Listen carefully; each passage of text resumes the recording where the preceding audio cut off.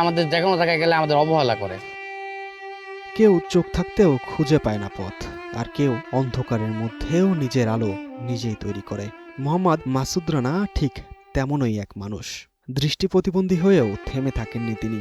হাজারো বাধা, অবহেলা আর কঠিন বাস্তবতার সঙ্গে লড়াই করে পৌঁছে গেছেন দেশের সর্বোচ্চ বিদ্যাপীঠ ঢাকা বিশ্ববিদ্যালয়ে। প্রাচ্যের অক্সফোর্ড খ্যাত এই বিশ্ববিদ্যালয় থেকে শেষ করেছেন অনার্স ও মাস্টার্স।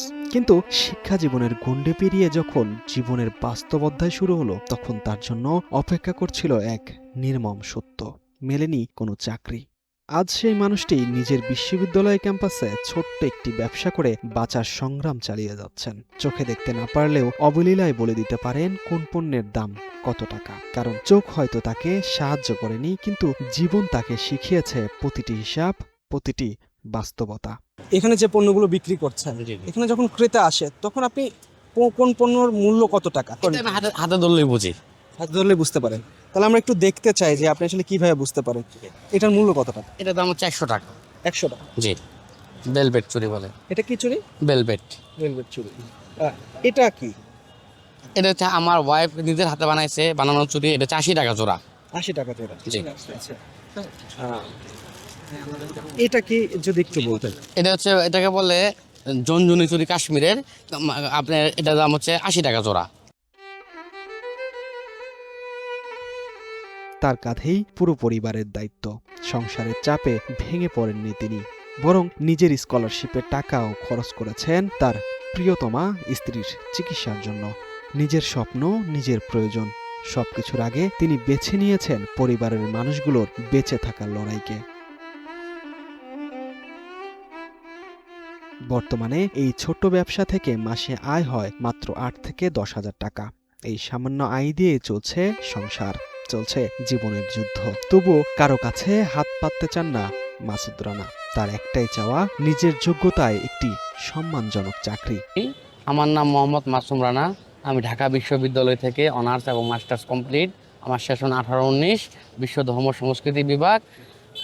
আমরা 2 ভাই 1 বোন, বাবা মা আছে পরিবারে, আর আমার ওয়াইফ। লেখাপড়া শেষ করেছেন, লেখাপড়া শেষ করার পরে আপনি বিজনেস কেন করতে হচ্ছে? জীবিকার তাগিদে। চাকরি কেন ভাই? চাকরি মানে আমার তো অনার্স শেষ হয়েছে আর 2 বছর আগে। ট্রাই করছি, এখন হচ্ছে না। আর সবচেয়ে বড় কথা, আমরা দৃষ্টি প্রতিবন্ধী, এর কারণে আমাদের চাকরি হয় নাই। আমি যদি আপনাকে এক কথাই বলি, কারণ হচ্ছে আমাদের যে কোনো জায়গায় গেলে আমাদের অবহেলা করে।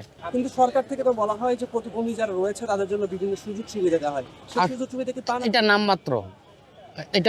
এটা ওনারা মানে বলার কারণে বলে, আসলে বাস্তব এটা না।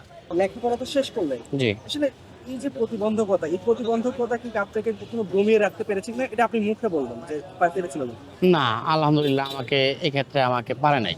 কারণ যদি হতোই, মানে কি পারে না এটা বিস্তারিত? আমাকে দমিয়ে রাখতে পারে না। আমি আমার স্বপ্ন ছিল ঢাকা বিশ্ববিদ্যালয়ে পড়বো। এখন ঢাকা বিশ্ববিদ্যালয়ে পড়তে হলে কি করতে হবে? আগে স্কুল থেকে এসএসসি পাস করতে হবে। এসএসসিতে আমার A গ্রেড ছিল। হ্যাঁ, তারপর মিরপুর বাংলা কলেজ, এখান থেকে ইন্টারমিডিয়েট।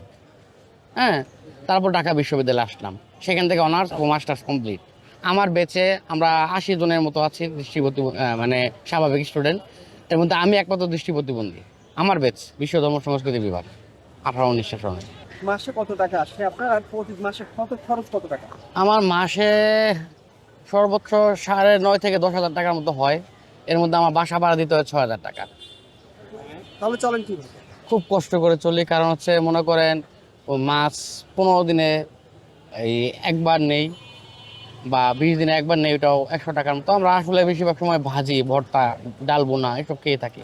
আমি আমার স্টুডেন্ট লাইফে আমি যত টাকা আর্ন করেছি, প্রায় 1,70,000 টাকার মতো বিভিন্ন স্কলারশিপ থেকে। এর মধ্যে প্রায় 1,20,000 টাকার মতো আমার স্ত্রীর অসুস্থতার পিছনে খরচ করেছি, আর 40,000 টাকা এই যে নিয়ে নেমেছি বিজনেসে। এর সমস্যা ছিল আলসার হচ্ছে, তারপরে হচ্ছে আপনার আরও বিভিন্ন প্রবলেম। আপনার গত এপ্রিল মাসের 6 তারিখ থেকে এই পর্যন্ত ঢাকা মেডিকেল প্রায় রাত 11টার পর মানে 5 বার নিয়ে গেছি হসপিটালে। আমার নিজেরও সাপড়া মসজিদ থেকে আসার পথে আপনার কোমরে আঘাত পেয়েছি। রিক্সা চালিত অটোগুলো আছে না, এটা আমার কোমরে লাগিয়ে দিয়েছে। এটা আমাদের বিশ্ববিদ্যালয় মেডিকেল দেখাইছে, মানে পরে একটা এক্সরে দিয়েছে, এক্সরে করাইছে। এক্সরেতে দেখানো হয়েছে আমার হাড়, মানে পাঁজরের হাড্ডিতে কি হয়ে গেছে, চিপে গেছে। এখন এটার জন্য MRI করাইতে হবে। সমাজ হয়তো তাকে দৃষ্টি প্রতিবন্ধী বলেই চেনেন, কিন্তু বাস্তবে তিনি অদম্য সাহসের আরেক নাম। কারণ চোখে দেখতে না পেলেও তিনি দেখিয়ে দিয়েছেন স্বপ্ন দেখতে চোখ লাগে না, লাগে শুধু অদম্য ইচ্ছাশক্তি আর বেঁচে থাকার সাহস।